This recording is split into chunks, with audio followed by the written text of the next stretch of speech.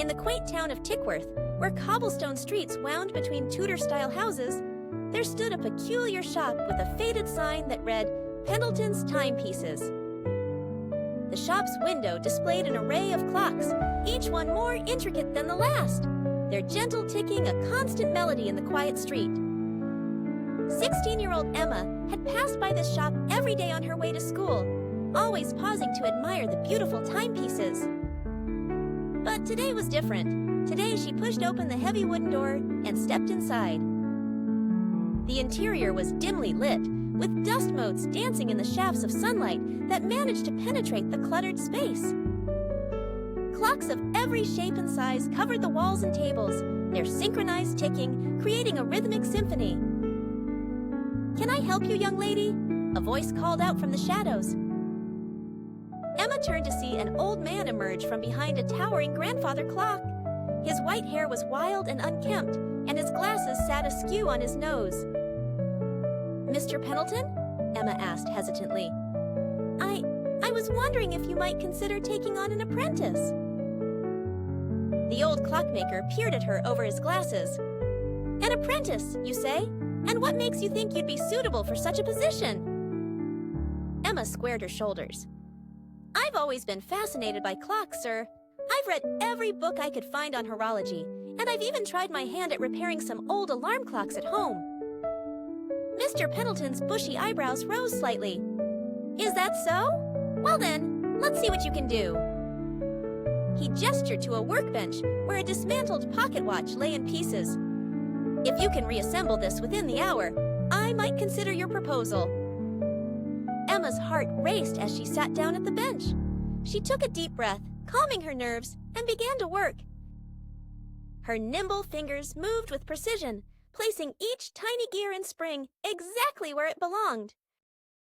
Time seemed to stand still as she focused on the intricate mechanism before her. Just as the last chime of the hour sounded from the multitude of clocks around them, Emma closed the case of the pocket watch with a satisfying click. She wound it carefully and held it up to her ear, smiling as she heard the steady tick-tock of its newly awakened heart. Mr. Pendleton took the watch from her, his expression unreadable. He examined it closely, then held it to his own ear. After what felt like an eternity, a slow smile spread across his face. "Well, well," he murmured. "It seems I may have underestimated you, young lady. What did you say your name was?" "Emma, sir. Emma Thornton." "Well, Emma Thornton, it appears I have found myself an apprentice." And so began Emma's journey into the world of horology. Each day after school, she would rush to the shop, eager to learn more about the art and science of timekeeping. Mr. Pendleton proved to be a demanding but fair teacher, sharing with her the secrets he had accumulated over his long career.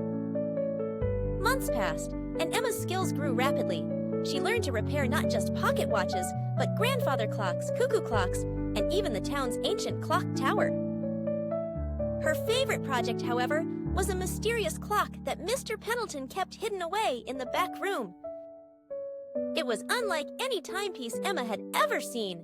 Its face was a swirling galaxy of stars and planets, and its hands moved in strange, unpredictable patterns.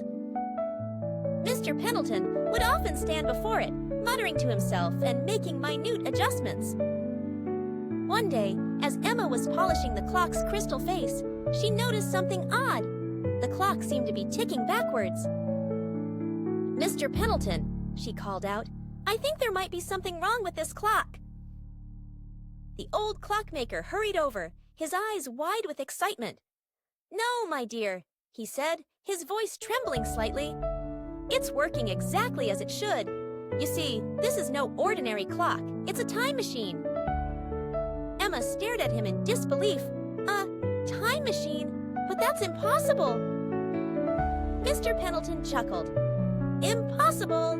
My dear, in the world of horology, nothing is impossible.